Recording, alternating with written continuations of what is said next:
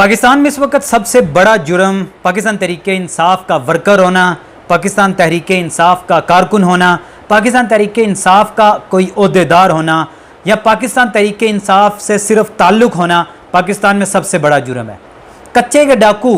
6-6 साल के बच्चों को जंजीरों के साथ बांध के उल्टा लटका रहे हैं, लेकिन उनकी तरफ किसी की कोई तवज्जो नहीं जाती। पाकिस्तान के अंदर कानून नाफज करने वाले अदारे जिन्होंने पाकिस्तान के अंदरूनी और बैरूनी तहफ़्फ़ुज़ को यकीनी बनाना था, उनका सारा जो ध्यान है वो सिर्फ पाकिस्तान तहरीके इंसाफ को किस तरह पकड़ना है, किस तरह मारना है, किस तरह इनके ऊपर तशद्दुद करना है, किस तरह इनके घर में दाखिल होकर औरतों को, बच्चों को परेशान करना है और तोड़ फोड़ करना है। सिर्फ इस तरफ इनकी तवज्जो इस वक्त पूरी तरह जो है वो बनी हुई है। कच्चे के डाकू हर रोज़ कोई नया बंदा अगवा करते हैं, उसको तशद्दुद का निशाना बनाते हैं, कत्ल करते हैं, फेंक देते हैं या करोड़ों रुपया तावान लेके उसे वापस छोड़ते हैं। यूँ लगता है कि जैसे पाकिस्तान तहरीके इंसाफ के ऊपर जो इस वक्त जुल्म तशद्दुद हो रहा है, उसमें से सिर्फ 10% कच्चे के डाकुओं के साथ ये बर्ताव करें तो कच्चे के डाकू इनके कदमों में आके गिर जाएं। लेकिन कच्चे के डाकू इनके लिए जो वो कर रहे हैं, पाकिस्तानियों के ऊपर जो वो मुजालम ढा रहे हैं, वो इनके लिए कोई भी इनकी कानों के ऊपर जूं तक नहीं रेंग रही कि कच्चे के डाकुओं को सबक सिखा सकें, पकड़ सकें। सिर्फ पाकिस्तान तहरीके इंसाफ के जो नौजवान हैं उनके ऊपर जुल्म तशद्दुद इनकी जो सबसे पहली तवज्जो है। कल भी कराची कंपनी इस्लामाबाद के अंदर जो कुछ हुआ, मैंने अपनी आंखों से देखा कि ख़वातीन और नौजवान जो पाकिस्तान तहरीके इंसाफ का परचम लहरा रहे थे। पाकिस्तान तहरीके इंसाफ, इस बात में कोई शक नहीं है, आपके साबका सदर पाकिस्तान कह चुके हैं कि इस वक्त 80% पाकिस्तानी जो हैं वो पाकिस्तान तहरीके इंसाफ के साथ जुड़े हुए हैं। इसका मतलब ये हुआ 80% जो हैं वो 20 करोड़ से ज़्यादा बनते हैं। 20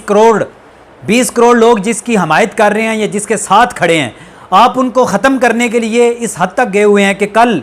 मजलूम निहत्ते रैली निकालने वालों के ऊपर आपने डंडे बरसाए, ज़ख्मी किए लोगों को, और बैरिस्टर गौहर जो इस वक्त पाकिस्तान की सबसे बड़ी सियासी पार्टी का चेयरमैन है, उसके साथ आपने जो सलूक किया ये सारा पाकिस्तान देख रहा है। यही सलूक बाद में रवैये ख़राब करने का वजह बनता है, जिससे नफ़रतें फैलती हैं और हालात ख़राब होते हैं। कल भी कराची कंपनी इस्लामाबाद के अंदर जो कुछ हुआ वो सारा कुछ सब ने देखा,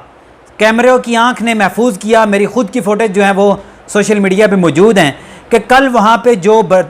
नहत्ते ख़वातीन और मर्दों के ऊपर जो डंडे बरसाए गए, ख़वातीन इसके बावजूद, डंडे खाने के बावजूद इमरान खान की तस्वीरें उठा के उसी रोड के ऊपर खड़े होकर नारे लगा रही थी कि इमरान खान जिंदाबाद। कच्चे के डाकू इन पाकिस्तान तहरीके इंसाफ के सपोर्टर से कहीं बेहतर हैं कि वो हर रोज़ एक नया बंदा अगवा करते हैं, तशद्दुद करते हैं, उल्टा लटकाते हैं, तावान लेते हैं और बड़ी इज्जत से ज़िंदगी गुजार रहे हैं। पाकिस्तान तहरीके इंसाफ का नौजवान अपने घर से दूध लेने के लिए भी निकले तो उसको यही ख़तरा होता है कि मुझे रास्ते से हमारे अपने मुहाफ़िज़ उठा ना लें और अगले ही दिन हमारी कहीं से लाश बरामद ना हो। और पाकिस्तान तहरीके इंसाफ जो इस वक्त दहशत की अलामत बनी हुई है, वो पाकिस्तानियों के लिए,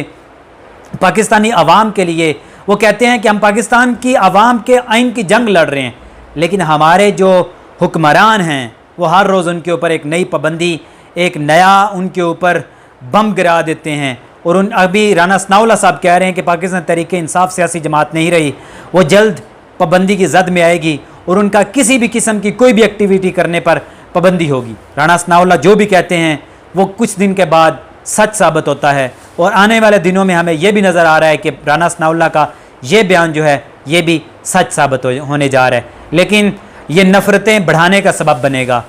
नफ़रतें कम करने की इस वक्त ज़रूरत है। पाकिस्तान तहरीके इंसाफ के साथ है और पाकिस्तान तहरीके इंसाफ पाकिस्तान से मोहब्बत करती है, जहाँ तक मैंने देखा है।